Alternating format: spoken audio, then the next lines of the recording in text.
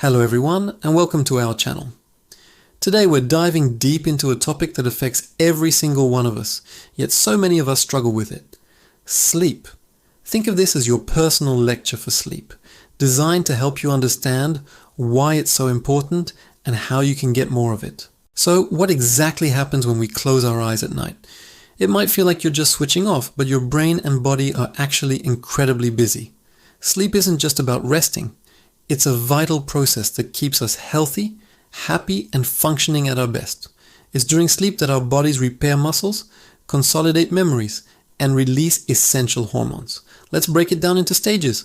Sleep isn't a single uniform state. We cycle through different stages throughout the night, primarily divided into non-REM and REM sleep.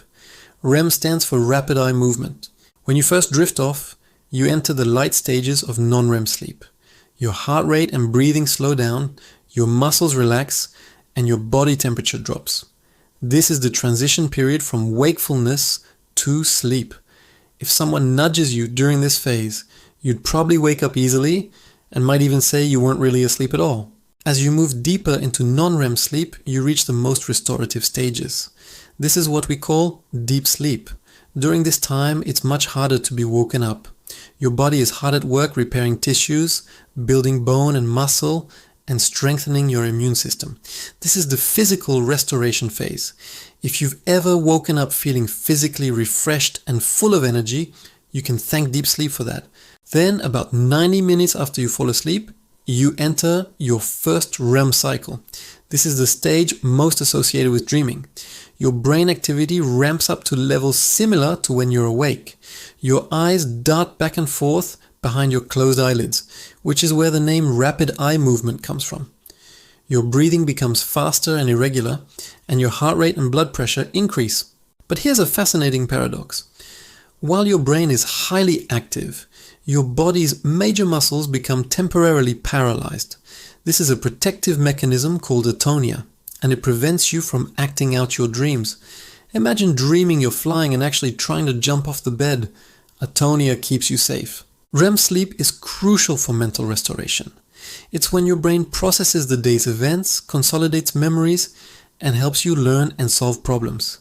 It's like your brain's own filing system, sorting through information, deciding what to keep and what to discard. That's why a good night's sleep can often bring clarity to a problem that seemed impossible the day before. Throughout the night, we cycle through these stages, from light sleep to deep sleep, then to REM sleep, and back again, roughly every 90 to 110 minutes. Early in the night, we spend more time in deep sleep. As the night progresses, the REM stages get longer, especially in the hours just before we wake up. So why are we talking about all this? Because understanding the architecture of sleep helps us appreciate its importance. When we cut our sleep short, we're not just losing time.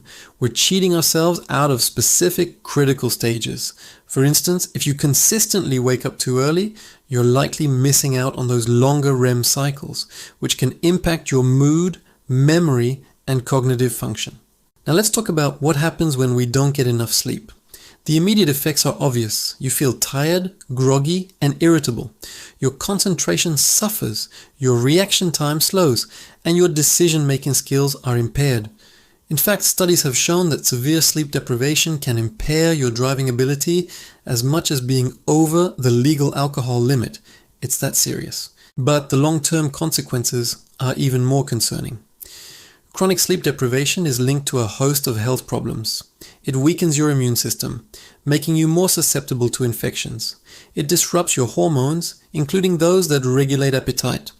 This is why people who are sleep deprived often crave high-calorie, sugary foods, leading to weight gain and an increased risk of type 2 diabetes. Furthermore, a consistent lack of sleep puts a huge strain on your cardiovascular system.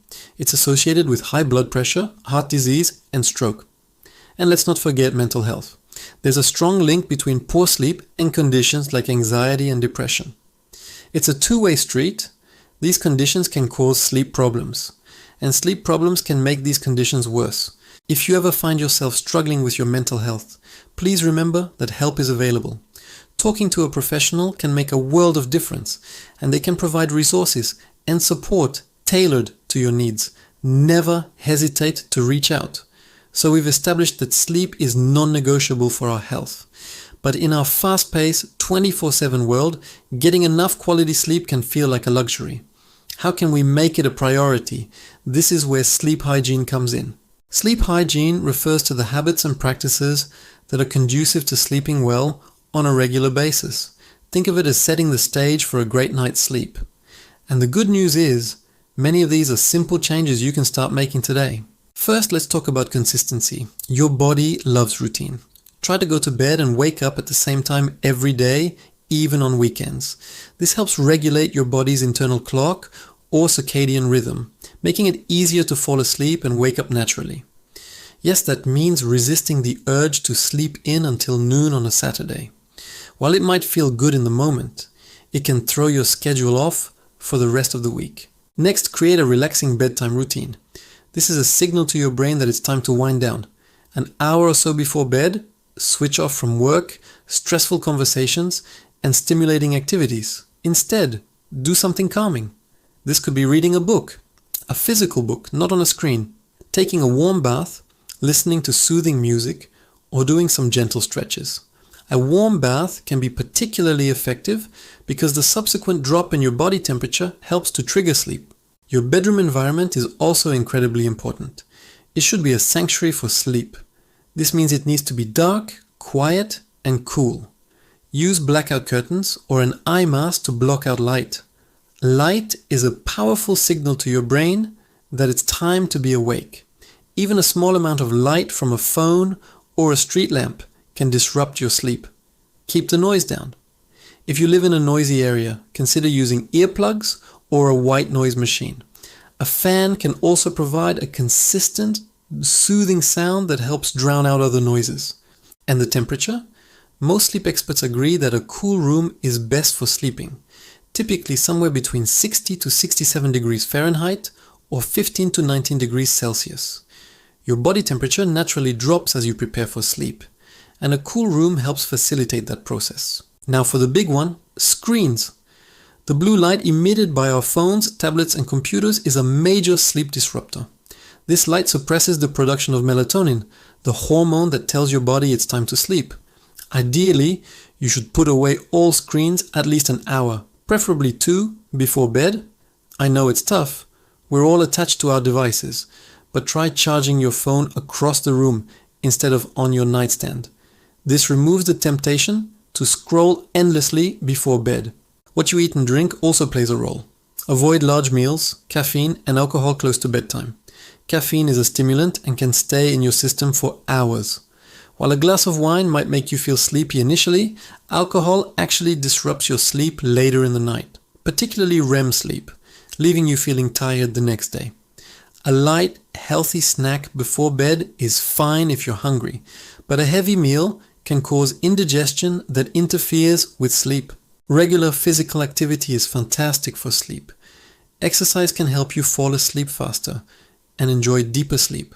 However, try to avoid vigorous exercise too close to bedtime. A workout raises your core body temperature and heart rate, which can make it harder to fall asleep. Aim to finish your workout at least a few hours before you plan to go to bed. A gentle evening walk, on the other hand, can be very relaxing.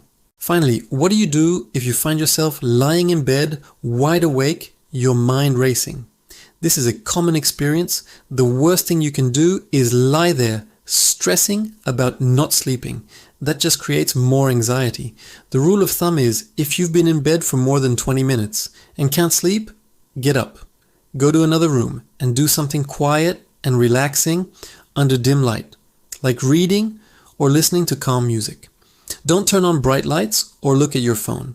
When you start to feel sleepy again, go back to bed.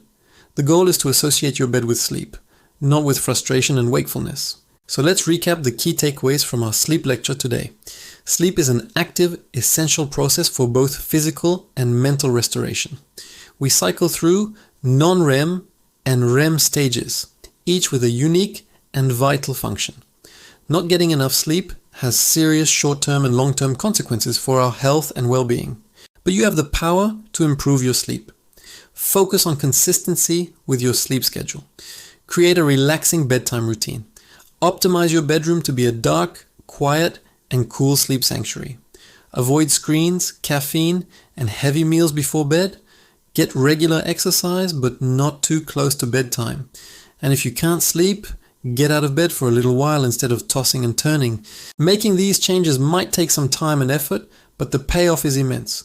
Better sleep leads to more energy, a better mood, improved focus, and a healthier life.